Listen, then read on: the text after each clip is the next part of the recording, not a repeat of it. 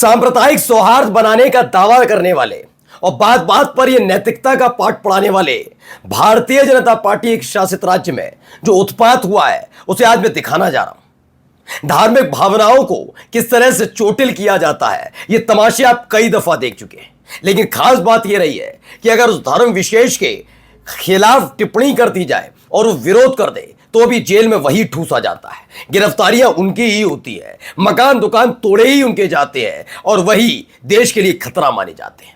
कुछ ऐसा ही इस समय उत्तर प्रदेश के शाहजहांपुर में हुआ, यहां पर पहले एक धर्म विशेष पर गंदी और घिनौनी टिप्पणी की जाती है और जब उसके खिलाफ वो खड़े होते हैं, विरोध करते हैं तो उन्हें बवाली और उपद्रवी करार दे दिया जाता है। और सिर्फ इतना किया जाए तो बात अलग है, सैकड़ों की तादाद में लोगों पर कार्रवाइयां हो जाती हैं और एक एक व्यक्ति उसमें कौन है, सिर्फ दाढ़ी टोपी वाला। बस मजा ये नहीं है, आगे ये भी आपको दिखाऊंगा कि कैसे गोरक्षकों के उत्पात अब योगी आदित्यनाथ के शहर तक पहुंच गया है।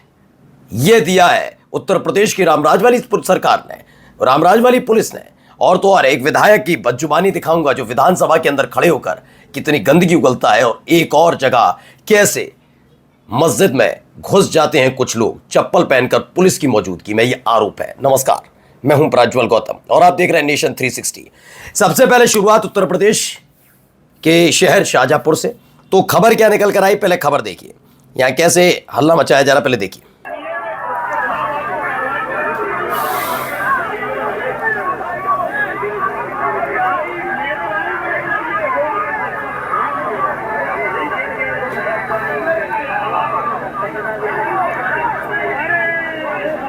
तो खबर क्या निकल कर आई है, खबर है यूपी कुरान और पैगंबर पर आपत्तिजनक पोस्ट पर विरोध कर रहे 200 मुसलमानों पर एफआईआर दर्ज कर ली गई। यह खबर मुस्लिम स्पेस ने बताया कि कुरान और पैगंबर पर आपत्तिजनक पोस्ट की गई थी और इस पोस्ट का जो विरोध करने पहुंचे मुसलमान तो 200 मुसलमानों पर उल्टा एफआईआर दर्ज कर ली गई। यानी अगर कुछ गंदगी उगली जाती है तो आप हल्ला नहीं मचाएंगे। हल्ला मचाने का हक किसे है? थाने में बैठकर न्याय न मिलने तक हनुमान चालीसा पढ़ने का हक किसे है? जी हाँ, आपको नहीं है। आप ना बोलेंगे ना कुछ बताएंगे। बताइए, शाहजहांपुर में सोशल मीडिया पर कुरान और पैगंबर मोहम्मद पर आपत्तिजनक पोस्ट डालने के बाद सदर बाजार थाने के बाहर विरोध प्रदर्शन किया गया था। पुलिस ने बताया कि आरोपी के दीक्षित को पहले ही गिरफ्तार कर लिया गया था। ओके, पुलिस ने बताया कि प्रदर्शनकारियों ने बाद में लाल इमली चौराहे को भी जाम कर दिया, जिसे पुलिस ने काफी समझाने के बाद खुलवाया। सदर पुलिस चौकी प्रभारी की शिकायत पर पुलिस ने सोमवार को विरोध प्रदर्शन करने वाले 200 अज्ञात मुसलमानों के खिलाफ केस दर्ज किया है। प्रदर्शनकारियों की पहचान के लिए पुलिस सीसीटीवी फुटेज की जांच कर रही है। अब आप समझिए कि ये सबसे मुद्दा ये नहीं है कि कोई के दीक्षित ने ये गंदगी उगली थी और उसे फिर बाद में गिरफ्तार कर लिया। सवाल यह है कि के दीक्षित हो या कोई ऐसा व्यक्ति जो हिंदू धर्म के बारे में बोलता हो, उन्हें तगड़ी सजा क्यों नहीं दी जाती? क्यों ऐसा नहीं किया जाता कि उनकी औकात हैसियत ना हो कि वो किसी भी धर्म के बारे में गंदगी उगले? मैं सबके लिए कह रहा हूं, मैं के दीक्षित जैसे लोगों के लिए नहीं कह रहा हूं, सिर्फ वो तो है ही, लेकिन यह भी कि अगर कोई इस्लाम के साथ साथ हिंदू धर्म के बारे में बोले, एक मिसाल पैदा होनी चाहिए और ये एक मिसाल बन जाए, उसके बाद किसी की हिम्मत ना हो पाए, औकात हैसियत ना हो पाए कि देश का सौहार्द बिगाड़ पाए।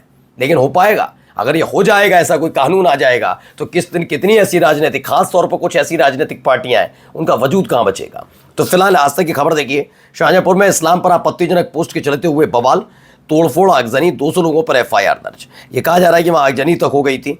वो बात अलग है कि आज तक वो उसकी खबर नहीं दिखा पाया, तस्वीर तक नहीं दिखा पाया, आगजनी हुई नहीं हुई। उत्तर प्रदेश के शाहजहांपुर में पैगंबर मोहम्मद और कुरान के खिलाफ सोशल मीडिया पर एक आपत्तिजनक पोस्ट के बाद बड़ा विवाद खड़ा हो गया। शुक्रवार को विरोध हिंसक प्रदर्शन हिंसक हो गया, जिसके बाद पुलिस ने अब 200 अज्ञात लोगों के खिलाफ मामला दर्ज किया है। पुलिस ने मामले की गंभीरता को देखते हुए शहर में भारी पुलिस दल तैनात कर दिया है। बताया गया 200 लोगों के खिलाफ ये वही है, एक ही धर्म से ताल्लुक रखने वाले ही लोग होंगे, वैसे तो नाम नहीं बताया गया। यही खबर कुरान और पैगंबर को लेकर सोशल मीडिया पर आपत्तिजनक पोस्ट पर पुलिस ने की कार्रवाई। विरोध करने वाले 200 लोगों पर एफआईआर हुई है, मामला दर्ज हुआ है।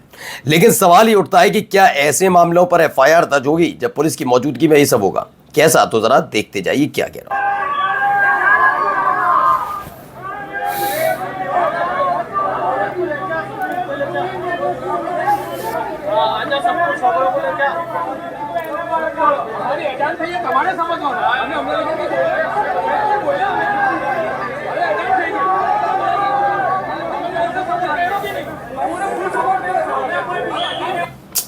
अभी क्या हो रहा है मैं बताता हूं।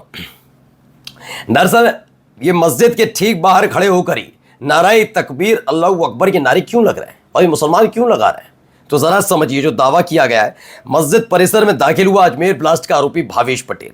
इन्हें ये कैसे आए, पुलिस ने क्यों इन्हें नहीं रोका, ये तमाम चीजें जानने वाली है। भगवा पहन रखा है।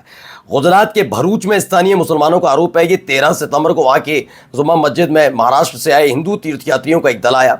उनके साथ अजमेर ब्लास्ट का आरोपी भावेश पटेल भी मौजूद था। मुसलमानों कह रहा है कि वो लोग चप्पल पहनकर मस्जिद की छत तक गए। उन्होंने जिला प्रशासन से तत्काल कार्रवाई की मांग की है, लेकिन क्या ये कार्रवाई हो पाएगी, सवाल नंबर 1। सवाल नंबर 2, इस तरह की भाषा शैली का इस्तेमाल करने वाले व्यक्ति का क्या होगा। आप जरा बांटने वाले हैं ये लोग, देश को बांटने वाले हैं ये, देश को बांटने वाले हैं। सुनिए। और जो हमारे सदस्य धर्म परिवर्तन किए हुए हैं, श्रीमान रफीक खान और कागदी वगैरह, इनसे निवेदन करता हूं कि मूल धर्म में आइए, मूल धर्म में आइए। सोचो, विधानसभा के अंदर ये दूसरे रमेश बिधूड़ी नहीं है। यहां वो बात लगे तू तड़ा करके बात नहीं की। रमेश बिधूड़ी अव्वल था, ये चेला टाइप नहीं है।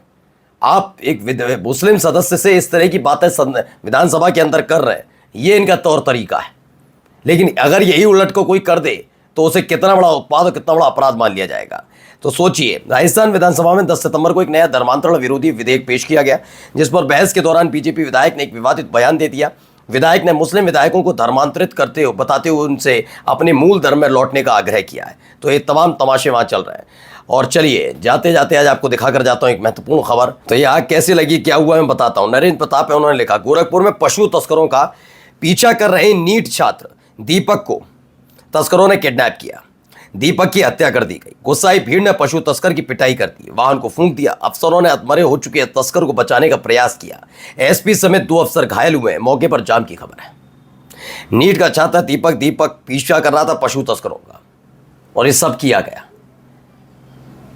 ये पहली बात तो ये नीति रीति बनी कैसे, क्या हुआ, क्या क्यों दीपक ने किया पीछा, क्योंकि ये तो पुलिस का काम है, पुलिस को सूचित करना चाहिए था अगर इतना था पहला। लेकिन अगर उसने नैतिकता निभाई भी तो इतनी हिम्मत पशु तस्करों में कैसे आई कि किडनैप किया, वो बात अलग है। और दीपक की हत्या कर दी गई। समझिए हालात कहां से कहां बैठ गए। गोरखपुर में गो तस्करों ने छात्र दीपक की जान ले ली। यूपी में गौ तस्करी और हत्या, क्या कानून का खौफ खत्म हो गया है? जनता का आक्रोश अब सड़कों पर है। नमस्कार।